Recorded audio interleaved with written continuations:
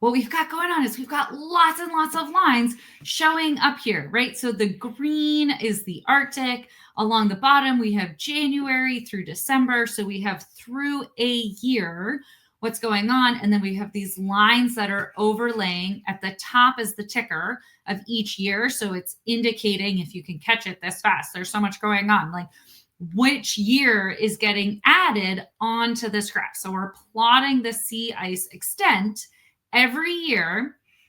For the green is the Arctic, the purple is the Antarctic. So that in and of itself are some really interesting ways that we can help our students see a cyclical pattern. Like every year there's a low in the sea ice extent in Antarctica around February and March, and there's a high like August to October. There's a high in the Arctic between January through March, and there's a low in the Arctic between August and October, right? So these are patterns, this consistent high and low year after year after year that we are seeing. So green Arctic, purple Antarctic. So we're using colors here. We're overlaying them to help anybody see the patterns. And then up here in the blue is we have the global total, like all the sea ice extent across all of it. So so much data is going into this one graph. So, and then across the y-axis, up our vertical axis, we have the million of kilometers squared of the sea ice. So already in this one piece, there's a bunch of things that we are doing to try to help indicate that time lapse, that time series, that year over year, we have a consistent pattern of a cyclical up and down.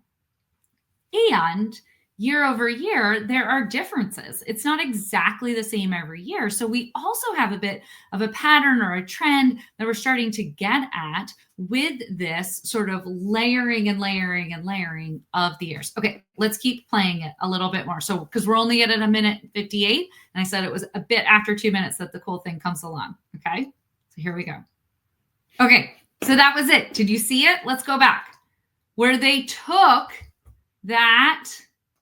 this global extent that had been the line graph, the subsequent lines were each year through their whole time series. So we're looking at it across the year, and then they turn it so that we get to our more typical time series of many, many years in a row, right? And so what's super interesting on how they put this together is they're playing with multiple different ways to visualize different parts of the same time series data set.